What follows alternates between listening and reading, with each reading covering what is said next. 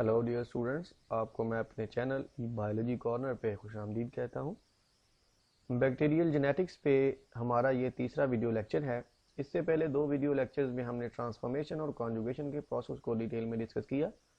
जिन students ने हमारे ये दोनों लेक्चर नहीं सुने, मैं रिकमेंड करूँगा कि इस लेक्चर को शुरू करने से पहले ये दोनों लेक्चर्स गौर से सुने, जिनका लिंक आपको इस वीडियो की डिस्क्रिप्शन में भी मिलेगा। थोड़ा सा रिव्यू करते चलें।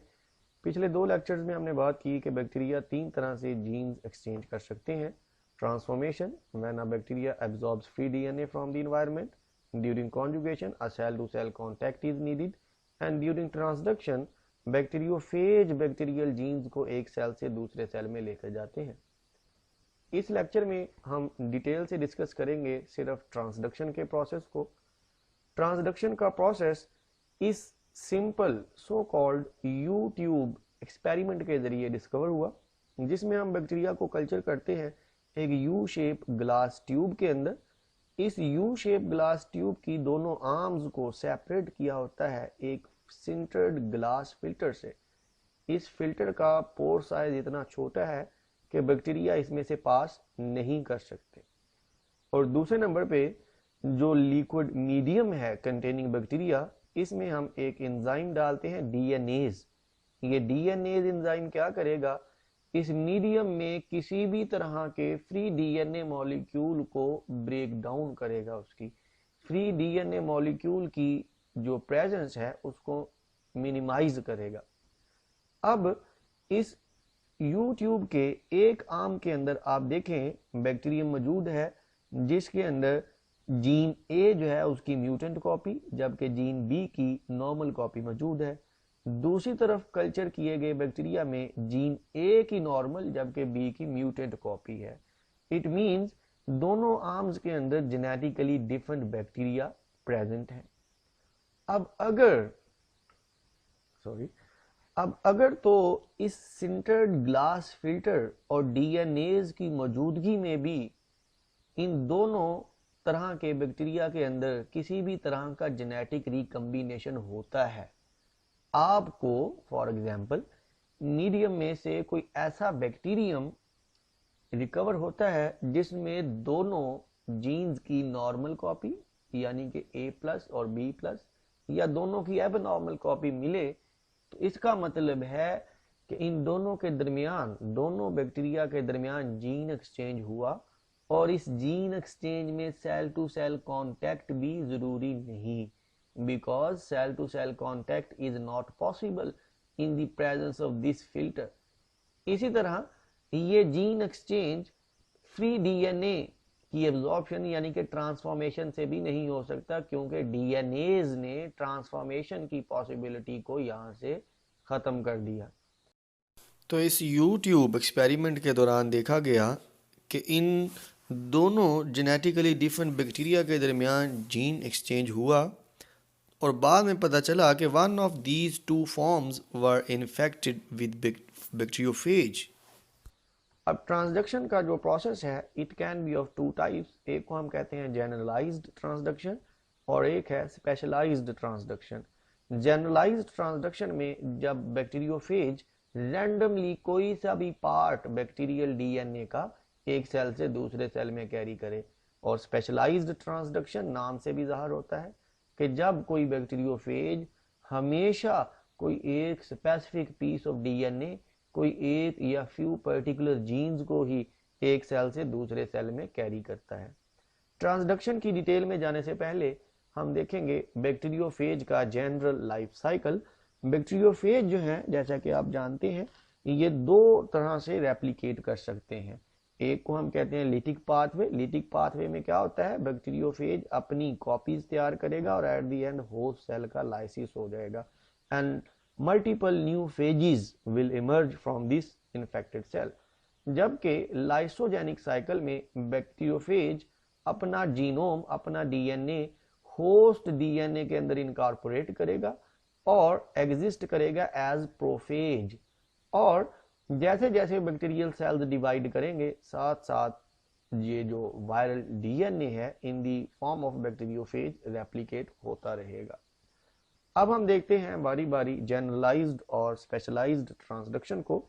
जनरलाइज्ड ट्रांसडक्शन में जैसा कि अभी हमने कहा, any bacterial gene can be transferred from one cell to another. इस डायग्राम के अंदर जनरलाइज्ड ट्रांसडक्शन का प्रोसेस दिखाया गया है। देखें यहाँ पे कि एक वायरस बैक्टीरिया को इन्फेक्ट करता है और during infection it only incorporates its DNA into the host cell, phage DNA injected into the host cell. After infection virus और बैक्टीरिया के दरमियान मास्टर एंड स्लेव रिलेशनशिप कायम होगा। वायरल जीनोम से ऐसे एंजाइम्स इनकोड होंगे जो कि बैक्टीरियल डीएनए को फ्रैगमेंट्स के अंदर तोड़ देंगे। साथ ही वायरस ने अपने डीएनए की रेप्लिकेशन शुरू कर दी। वायरस अपनी प्रोटीन्स सिंथेसाइज करेगा जिनसे वायरस का कैप्सिड असेंबल होगा एंड ड्यूरिंग असेंबली नॉर्मली हर कैप्सिड के अंदर एक कॉपी वायरल जीनोम की पैक होनी है।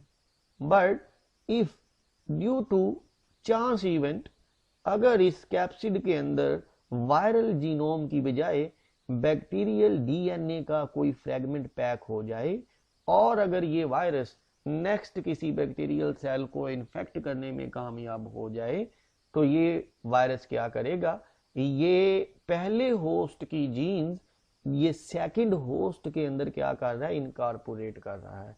And these genes, this part of DNA can be incorporated into main genome of second host bye recombination events, जो कि हमने ट्रांसफॉर्मेशन में भी डिस्कस किए थे।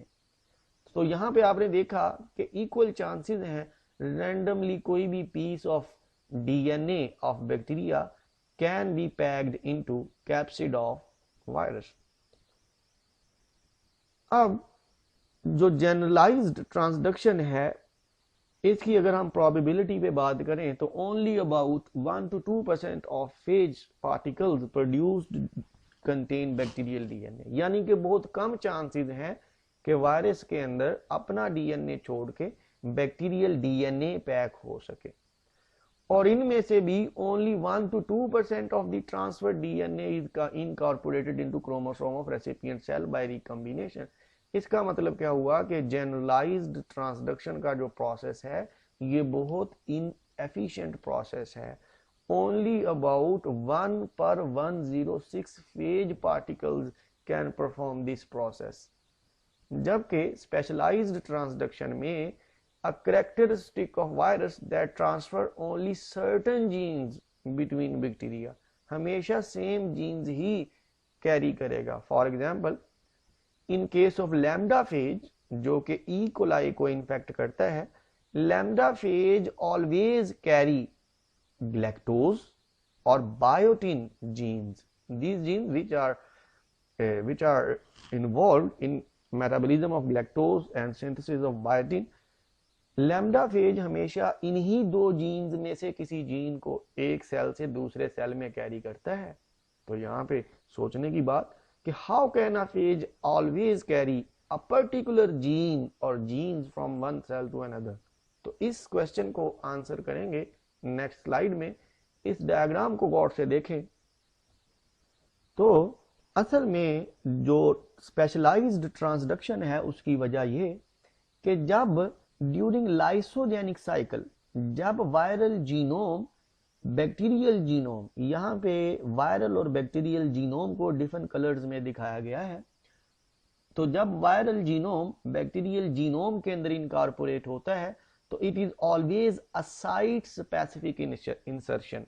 Viral genome is always inserted between galactose and biotin jeans.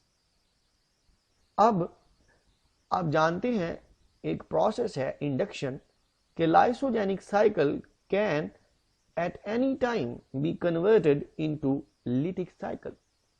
और जब ऐसा होता है तो वायरल जीनोम एक दफा बैक्टीरियल जीनोम में से एक्साइज होगा। अब ये जो एक्सीजन का प्रोसेस है it can take two possible forms. अब नॉर्मली जो एक्सीजन है वायरल जीनोम की फ्रॉम bacterial genome, it is exactly the reversal of insertion, कि एग्जैक्टली उन्हीं साइट्स से वायरल जीनोम बैक्टीरियल जीनोम से अपने आप को अलग कर लेगा। तो अगर तो नॉर्मल एक्सीजन होगी तो वायरल जीनोम जो है it will carry no bacterial gene. But अगर इस रिकॉम्बिनेशन एक्सीजन के दौरान कोई भी एबनॉर्मल बेस पेयरिंग की वजह से, एबनॉर्मल एक्सीजन की वजह से कोई एक gene either from this side or from the other side, in this case galactose gene is shown here, this gene is carried with viral genome। तो जब ये वायरस नेक्स्ट बैक्टीरियम को इन्फेक्ट करेगा तो ये साथ बैक्टीरियल जीन भी carry करेगा। So this is specialized transduction when a virus always carry one of few particular genes from one cell to another। आपके जहन में कोई भी किसी किस्म का कोई क्वेश्चन आए तो आप इस वीडियो के कमेंट सेक्शन में वो क्वेश्चन पूछ सकते हैं, या फिर इस वीडियो की डिस्क्रिप्शन में हमारे फेसबुक पेज का लिंक मौजूद है। हमारा फेसबुक पेज जरूर लाइक करें और किसी भी किस्म का क्वेश्चन हो तो आप वहां पे शेयर कर सकते हैं। शुक्रिया।